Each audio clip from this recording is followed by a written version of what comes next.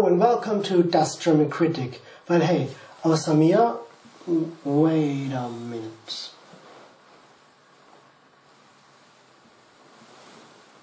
What happened to my set? Anyway, well, welcome to Das German Kritic, weil hey, außer mir macht's ja keiner. And today, we're going to be reviewing a film that is regarded as somewhat of a cult classic. When you think of cats in animation, most people tend to think of movies like Aristocats. However, there are in fact a wild variety of films that have one of man's favorite pets as subject. Films like Felix the Cat Returns, and She's Sweet Home all feature the graceful carnivore known as Felidae. But when it comes to adult films, especially animated films, Felidae is somewhat different. With an almost all-star cast and great names like Ulrich Tukur, Mario Adolf, and Helge Schneider doing the voices, and based on the novel by Akif Perinci, this film is known primarily for its gritty subject matter and somewhat disturbing imagery. But before we even take a look at this film, we need to establish what a cat even is. And you might be saying, hey, I know what a cat is. I have two or more at home. But trust me, you have no idea what it means to be part of the family of Felidae. So, let's talk a little bit about taxonomy, shall we? As said, all cats are a member of the order Carnivora, but not all of them are classified as Felidae. And even within the family of Felidae, we have to distinguish between Felidae, great cats, and feline, small cats. The distinctions are very minor, but as a rule of thumb, you could say that Felidae don't purr and feline don't roar. But Felidae aren't the only member of the feline family tree. Interestingly enough, the cat-like family also includes this particular animal. Yes, even though hyenas with their digigrade walk, their long ears and long snouts might look like canids, hyenas are, in fact, cats, or cat-like to be more specific. But those are only the ones that are still extant. Among the cat family tree, we also find the famous saber-toothed cats, which, despite a modern notion, did not evolve into modern great cats, but were part of their own family known as Machaerodontidae, which I still maintain should be the defining litmus test in any spelling bee. If you can spell that word, contest over, you win. But enough of that. Let's take a look at Akif Perinci's Felidae.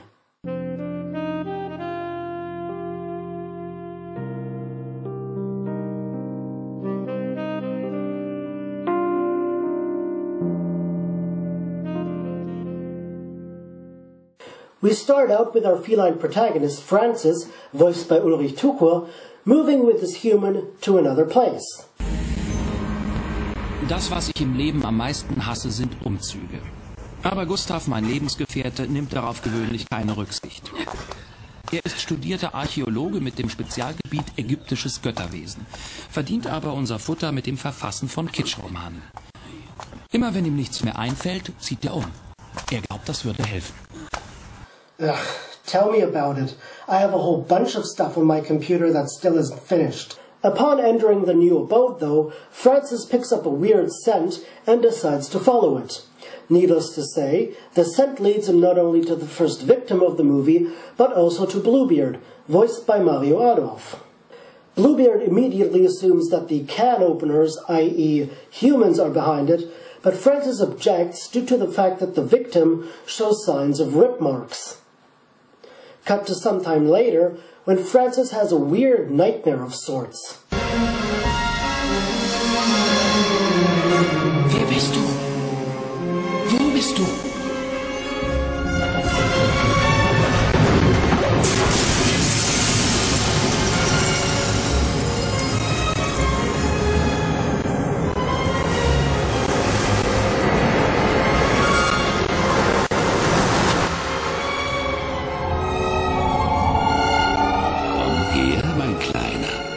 Komm nur her und schau dir an, was ich hier Schönes für dich habe.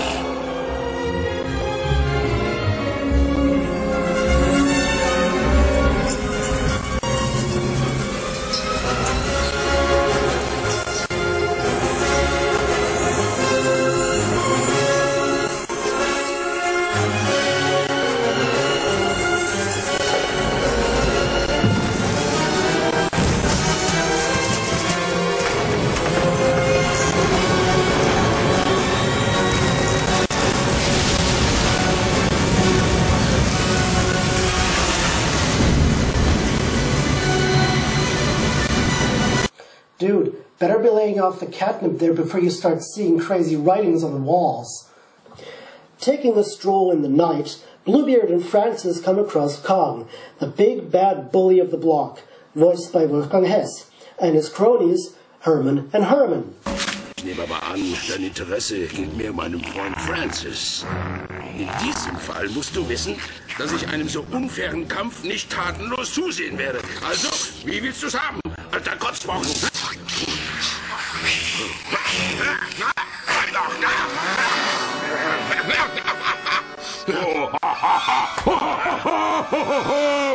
Ich scheiß mir gleich vor Angst in die Hosen, Kumpel. Und was dich betrifft, Süße, kannst du Gift drauf nehmen, dass wir in nicht allzu ferner Zukunft eine interessante Unterredung unter 4 Augen haben werden, die du nicht so schnell vergessen wirst. Francis and Bluebeard then find another corpse of a cat known as Deep Purple. However, in this case, the death surrounding Deep Purple is somewhat dubious, which makes Francis conclude that the murders have something to do with sex. Meintest du nicht vorhin, Purple sei jenseits von solchen Schwulitäten gewesen? Meinst du Sex, ja? Ja, auch der alte Purple war im Stadium der Räulichkeit, als es ihn erwischte. Das hervorstechendste Merkmal dieser Mordserie ist die Sexualität. Being woken up by strange noises, Francis decides to investigate and stumbles on a strange feline cult worshipping a certain Claudandus. O heiliger Claudandus, erhöre unser Leiden, erhöre unsere Stimmen, erhöre unser Gebet, nimm unser Opfer an. Ja! Nimm das Opfer an. Seine Ende wurde als Unglück angesehen und sein Weggehen von uns als Vernichtung. Aber ist im Frieden. Halleluja!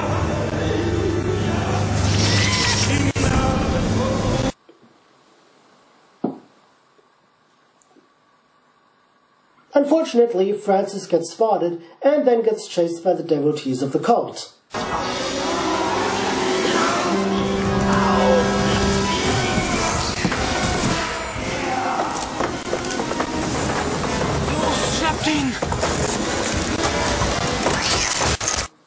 Also, I like the fact that they go with the whole alley cat motif here, which is a good opportunity to get some really creative settings and visuals. Francis manages to flee the devotees by falling through a window into an unknown house. There, he meets blind Felicity, voiced by Mona Seyfried, whom he instantly connects with on an emotional level. Fuck, why can't meeting chicks be that easy in real life? The two strike up a conversation, and she gives Francis a little more information about the strange martyr known as Claudandus. Was weißt du über diese Claudandus-Sekte? Ich weiß nur, dass sie einen Märtyrer namens Claudandus anbeten, der angeblich vor Urzeiten hier im Revier von Menschen gequält und gefoltert worden ist. Francis talks to Bluebeard about his new findings. Since there are only stories about Claudandus and the fact that no one has ever seen him, Bluebeard even suggests that Claudandus doesn't even exist. At least he's not relying on a hearsay account by a guy who lived some 100 years after the fact. Ain't that right, Josephus? The two then see Pascal, voiced by Klaus Maria Brandauer, a highly intelligent cat who has even managed to use a computer. And while taking a look at the database of all the cats in the area that Pascal has created, Francis gets more useful information. Wusstest du eigentlich, dass alle Opfer zum Zeitpunkt... Ja. Sie alle waren hinter irgendwelchen räudigen Weibchen her. Ich habe eine Idee. Ja. Befiehl doch dem Computer, die Rassen der Mordopfer herauszusuchen. But maybe a little too much information than he actually bargained for. Felicitas? Ja. Leider auch Felicitas.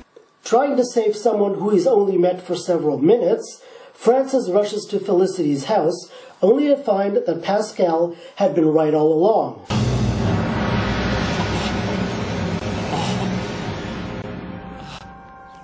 According to some medical literature I picked up, the process is called an autoclitoridectomy. See if you can guess what that means through my subtle clues. Nevertheless, Francis now realizes that, whoever the killer is, must be more intelligent than doltish, as killing Felicity also meant eliminating an important eyewitness. Naturally, all the recent events don't sit well with his cranium, which is why Francis has another nightmare, this time revolving around Gregor Mendel, the discoverer of Mendelian genetics.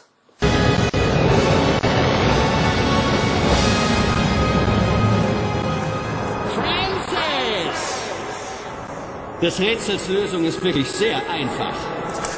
Felidae! Die Evolution hat eine erstaunliche Vielzahl von Lebewesen hervorgebracht. Aber keine nötigt einem mehr Respekt und Bewunderung ab als die Felidae. Vergiss den... Did I mention that the film has an FSK certificate of 12?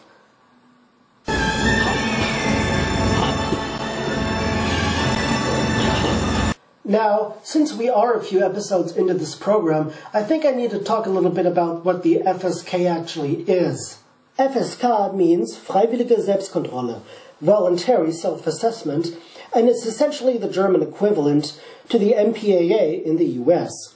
The FSK knows the following age certificates: 0, 6, 12, 16, 18, and KA, keine Altersfreigabe, which is essentially the R rating in the US. And yes, the rating system here in Germany is just as jacked up sometimes as it is in the US. For example, Grave of the Fireflies, dealing with 2 children in World War II Japan with graphic violence and heavy subject matter, is certified at 6. But let's get back to the actual film, shall we? While hunting for some mice, Francis stumbles upon a small TV and a VCR. While chasing his food, Francis activates the play button, and the VCR conveniently plays the footage from the laboratory of Dr. Preterius, the laboratory that the famed Claudandus apparently escaped from. Due to some pieces of footage that I won't be showing you, Felidae has, in some circles, been compared to films like The Plague Dogs or Watership Down. However, I don't think that comparison is a fair one. In Watership Down, the majority of the violence is merely nature in action, survival of the fittest, to put it bluntly. And in The Plague Dogs, the experiments performed on one of the protagonists don't really factor into the whole plotline of the film all that much. In Felidae, however, the violence is not only direct and unapologetic, but also, this is a crime story. That's kind of like having a superhero movie without a villain.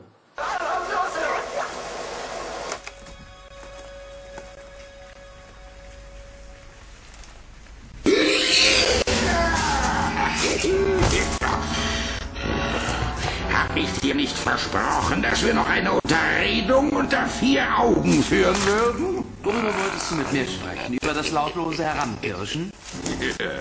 Das ist wirklich komisch. Komm!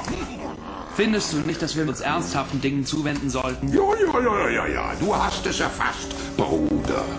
Ein Monstrum geht hier um. Möchtest du mir nicht helfen, diesen Wahnsinnigen zu suchen? Du brauchst ihn nicht mehr zu suchen. Du? Und warum mordest du? Tja, warum? Ja, weil diese Typen alle eine dicke Lippe riskiert haben. Du bist schon ein gewaltiger Kotzbrocken, aber dein Motiv klingt wenig überzeugt. Du wirst schon noch merken, wie überzeugend ich bin.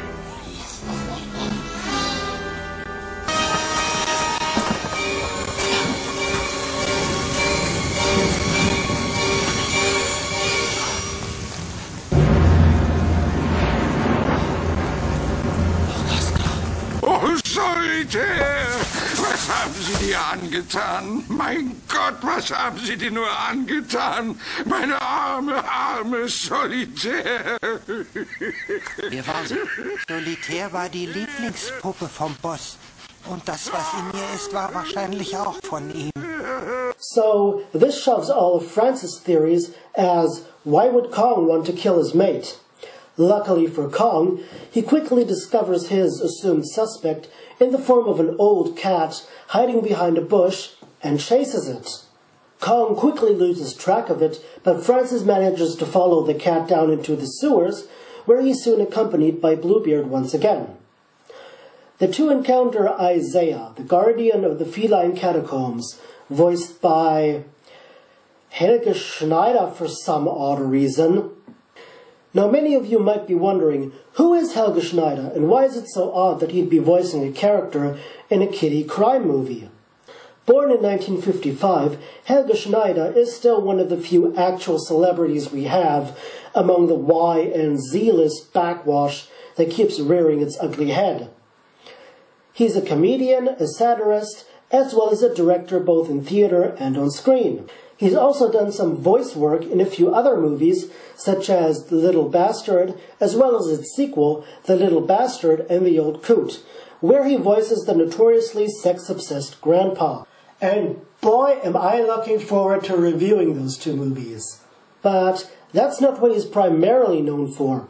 What Schneider is mostly known for is stuff like this. Katzenklo, Katzenklo, ja, das macht die Katze froh. Katzenklo, Katzenklo, macht die richtige Katze froh. Crazy, nonsensical, off-the-top-of-your-head nonsense music. Schneider has made a career out of improv gigs such as these, but he's also a very talented jazz musician.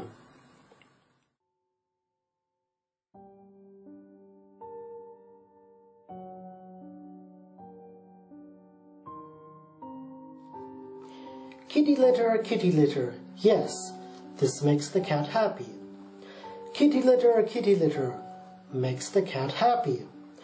If you want a clean cat, you must go to the pet store and ask for kitty litter. Kitty litter, yes, this makes the cat happy. Kitty litter, this makes the cat happy.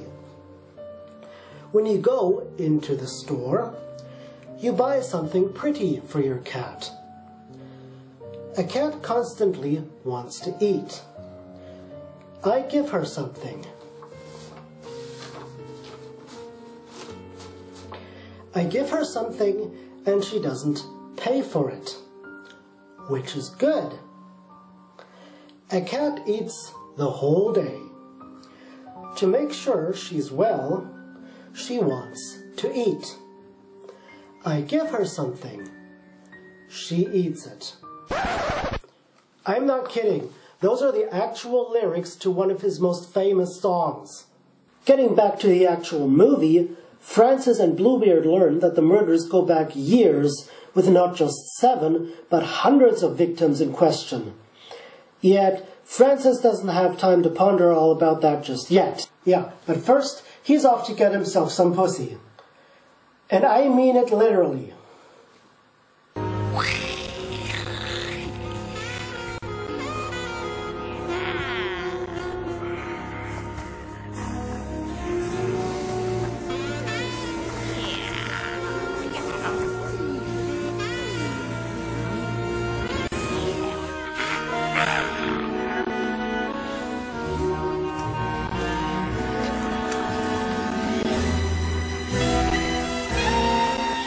He mates with an odd, exotic Egyptian beauty who, after they're done having sex, has some rather odd and obscure information to impart to him. Ich bin keiner Rasse zugehörig. Deine Geliebte ist so, wie sie ist. Du meinst, deine Rasse ist neu? Nicht neu, sondern alt. Oder besser gesagt, alt und neu. Und anders. Mach dir selbst einen Reim darauf, Francis. This kind of new breed of cats in the neighborhood hasn't gone unnoticed even by the food-obsessed Bluebeard, and he suggests that the wildness of these new species might have something to do with genetics. Ich kenne die Mischpoke. Sind sie so zahlreich? Scheiße, ja. Scheint eine Zucht zu sein, die besonders hoch im Kurs steht. Das ganze Revier ist voll von diesen aufgeblasenen Wichtigtuern. Aber mit dieser Brut haben sich die Dosenöffner ans eigene Bein gepisst. Was meinst du damit? Sie sind nicht wie wir. Naja, irgendwie habe ich den Eindruck, als sei bei ihnen während der ganzen verdammten Züchterei die Domestikation auf der Strecke geblieben. Seeing how Pascal is the smartest cat in town, Francis sees him about it, but Pascal continuously tries to steer Francis' assumptions into a different direction. This becomes even more apparent at a convention when a small kitten makes the claim that Claudandus, taken for dead, is actually still alive.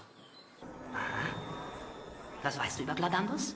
Warum glaubst du, dass damals nicht gestorben ist? Nun, weil Urgroßvater es mir erzählt hat. Und wer ist dein Urgroßvater? Vater Joker. Er erzählte mir, dass Claudandus das Ungeheuer am Ende zum Kampf gefordert und es getötet hat. Liebe Freunde, der Einzige, der weiß, wie Claudandus aussieht und der uns zu ihm führen könnte, ist Joker. Joker aber ist verschwunden. Und wenn er mich fragt, Joker hat die Identität des Propheten angenommen, Claudandus ist tot. Francis? The guy next to you seems kind of odd.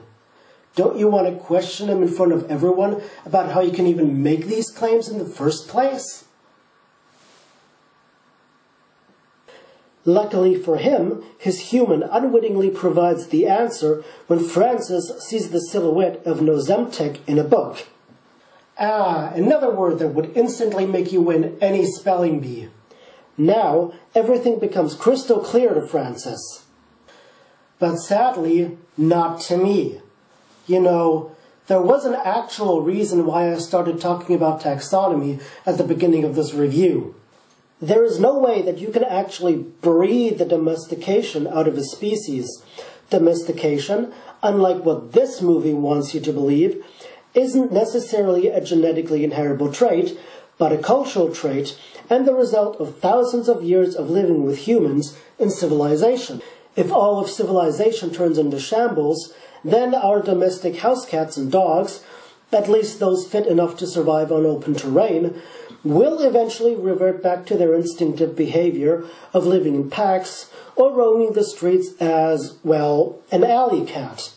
Put simply, what the movie proposes is utter nonsense. Francis is obviously on the same page as I am when he breaks and enters into Pascal's house and uncovers not only proof for its assumptions, but also the mystery surrounding the martyr known as Claudandus. And who and where was Claudandus the entire time? Ja, ich bin Claudandus. Actually, I won't lie. That is kind of a good twist, even though it's not as subtle as one might have hoped. It does work though. After all, Pascal is highly intelligent, and his constant attempts to steer any discussion on the murders into a different direction might just as well have been an attempt to root out all possible options. But now that the beans are spilled, Pascal goes on to explain what he did and why he did it. Die Welt ist eine Hölle, Francis. Und die Krönung all dieser Hässlichkeiten des Universums ist der Mensch.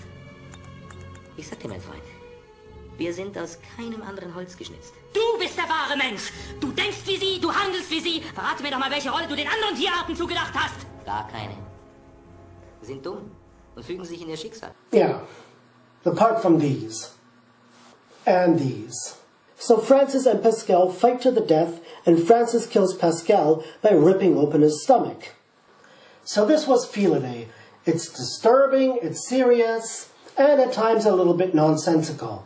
So the question is, would I recommend it? I guess the question really should be, would I recommend it to cat lovers? And I would say yes, although I would preface this by telling them that this is an adult film and that what they're about to watch is jenseits von Aristocats. As mentioned, the movie is now regarded as somewhat of a cult classic, especially with respects to the violence depicted in it. That it's essentially pitched as this cute little animal film, and then you see images like the Mendelian Nightmare to completely mess with your expectations. But what about the author of the book? Did he do anything interesting after this? Ein Buch ist natürlich viel lustiger als mein Kampf. This was Das German Critic, weil hey, außer mir bin ich nicht der Einzige, der das nicht aus den Ohren kriegt. Tschüss.